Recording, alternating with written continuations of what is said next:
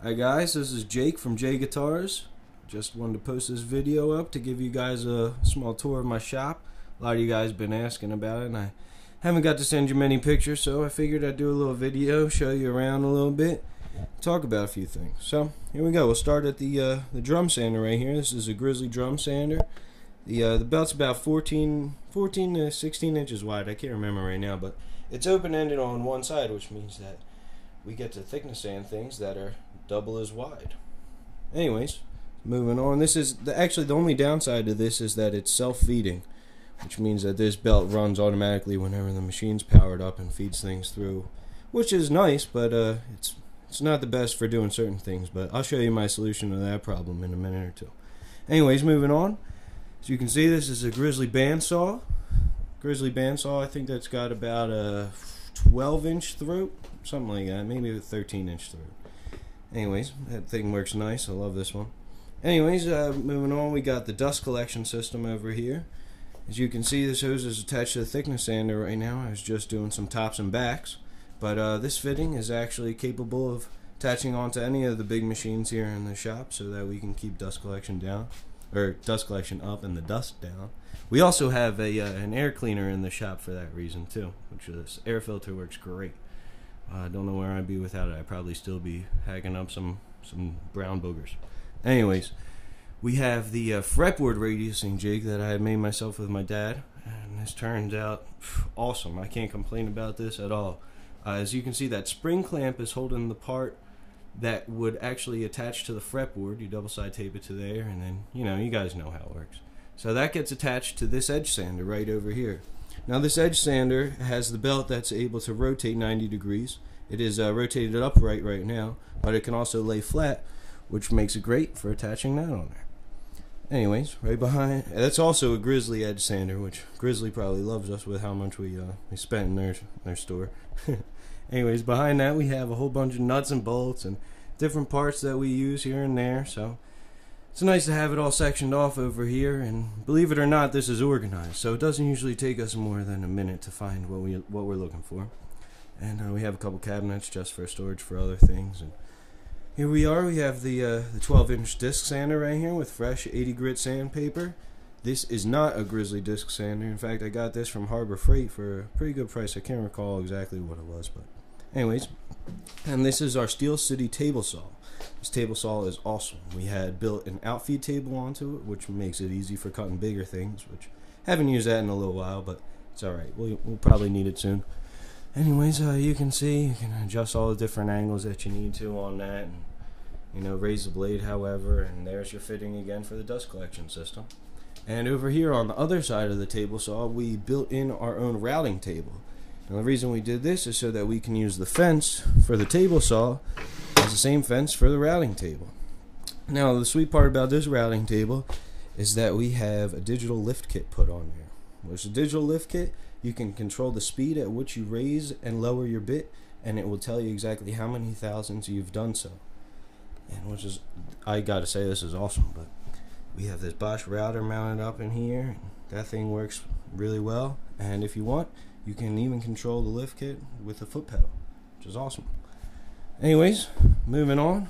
You can see over here we have the Grizzly drill press. It's kind of like just the bare minimum for a drill press, although it's a lot more than I guess I could ask for. We're getting a new table surface for it, so that we're able to attach on a bunch of different jigs and things like that, and we can do a lot more with it. And you can tell behind here we have our Grizzly buffer, which one side we have the buffing wheel on there, which will probably change soon because I'm not a big fan of that buffing wheel. Thanks, Harbor Freight.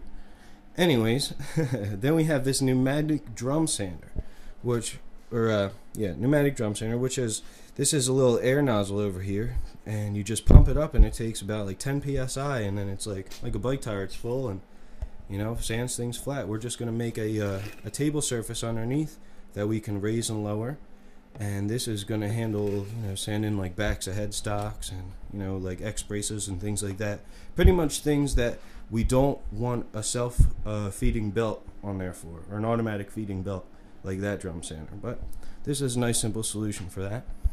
And behind this, up above, we have a whole rack we built for all of our tools, and that's all the sandpaper that we have in there. a nice little bench light. And, you know, it just keeps all the other necessities in here. Like, we have routers, and we have router bits, soldering iron, heating gun, Dremel.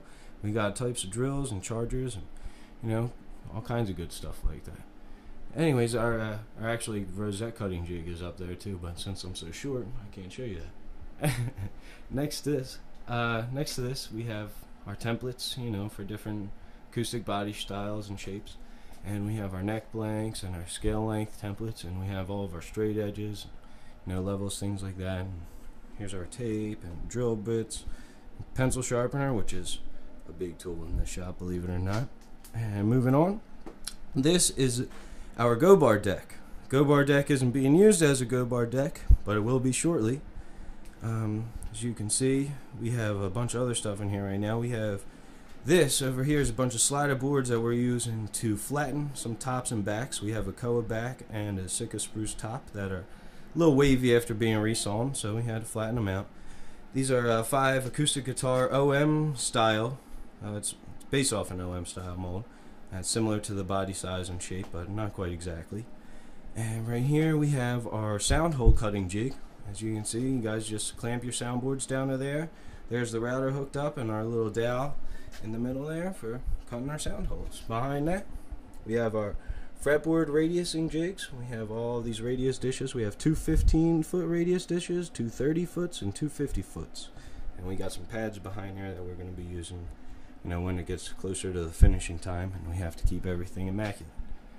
So above here, we have actually material to make an electric guitar for Viv, which I'm excited about. I'm sure you'll see more about that in a future video.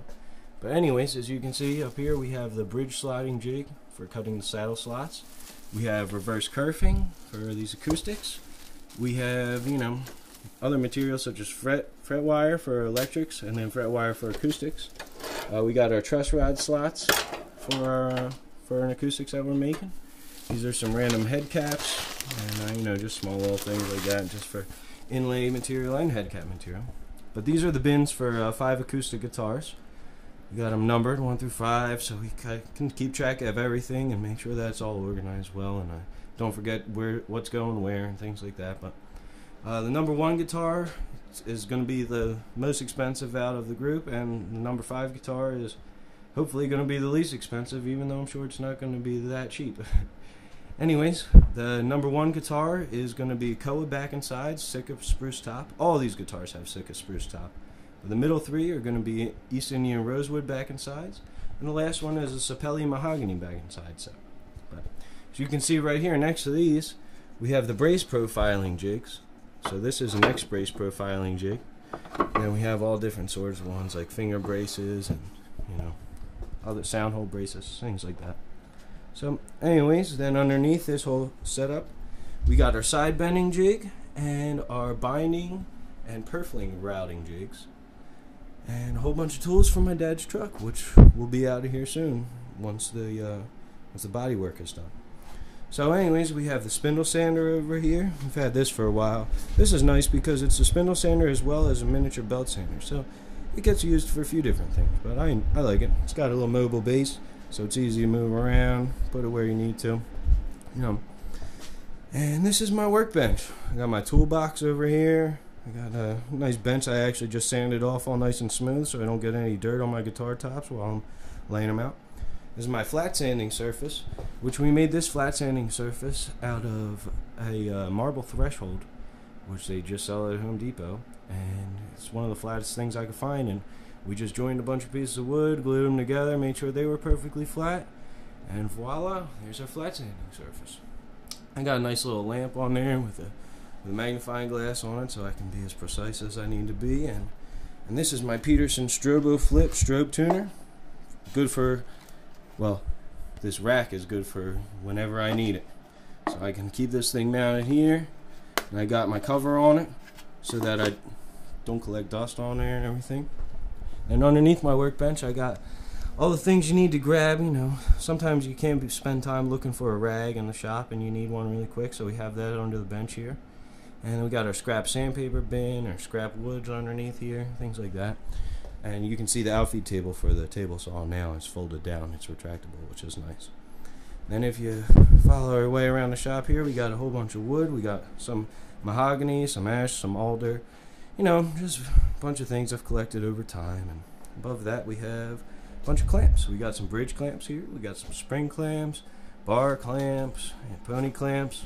Got some more smaller pony clamps over here. And here we got our hydrometer, which tells us exactly the humidity in here, which the humidity is at 45% and the temperature is at 64 degrees Fahrenheit. There's our humidifier right here. This is one heater, and that is the other heater as well. That's some more mahogany scraps that we have and we use from time to time. But anyways, as we continue our way around the shop, you'll see the shop radio, which is very crucial in the mornings when I'm grumpy and haven't got to finish my cup of coffee yet. Anyways, moving on, this is the last tool I have to show you. This is our joiner. It's our Craftsman joiner, which you can tell how old this Craftsman joiner is because of that label right there. I don't even know what year this was made, but my dad has had this for forever, and man, I'll tell you what, it's come in handy. Anyways, I'm glad you guys could check out my shop a little bit. Oh yeah, you know what? Let me show you this. I got a whole bunch of Sitka spruce for bracing material laid right underneath the thickness sander here, so pretty much won't need to buy any brace wood for the next 10 years, hopefully.